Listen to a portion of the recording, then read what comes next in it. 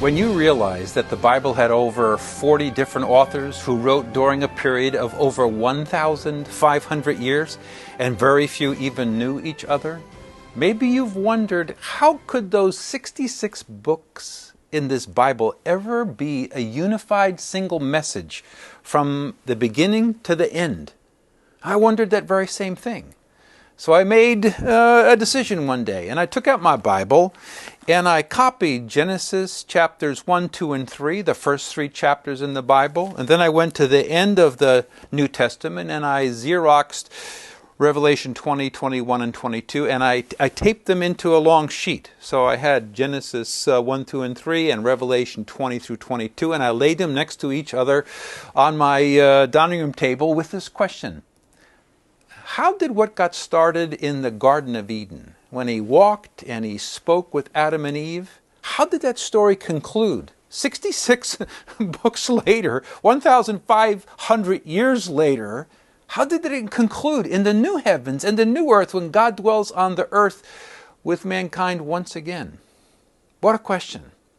But wait till you see the answer, because when you do, you'll never have room for doubt again about the Bible that God wrote. Wait till you see it. On our screen we have the Genesis to Revelation comparison. And in the beginning, in Genesis 1, 2, and 3 is on the left side, and the ending at the end of the Bible, 1,500 years later of books, it's Revelation 20 to 22. Let's take a look at them. In the beginning, God created the heavens and the earth. In Revelation it says, I saw a new heaven and a new earth. The darkness he called night, but Revelation says there'll be no night there at the end. God made 2 great lights, the sun and the moon, but the city, that's New Jerusalem, has no need of the sun or the moon. In the day you eat thereof, you shall surely die. But look at the end of the story.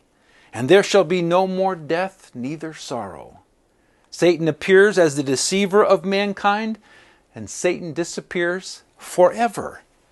Shown a garden into which defilement entered, but shown a city, just quoting Revelation, word for word here, there shall in no wise enter into it anything that defiles.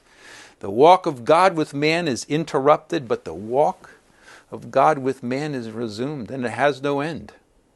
In Genesis, it says the initial triumph of the serpent, but the ultimate triumph of the Lamb over the serpent happens in Revelation.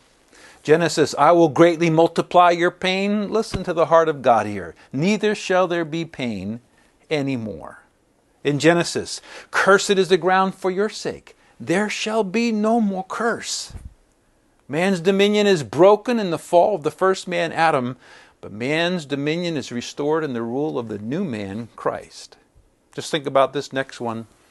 The first paradise is closed, but at the end, that same big idea, the new paradise is opened. Access to the tree of life is disinherited in Adam, but access to the tree of life is reinstated in Christ. Wait till you read Revelation. And the end of it is, they were driven from God's presence, and in the book of Revelation, they shall see his face forever. Isn't that just amazing? What got started in the beginning? God from the beginning planned the completion.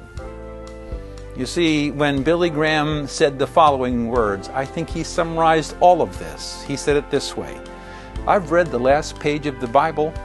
It's all going to turn out all right. The Bible, God's holy scriptures for you and me today.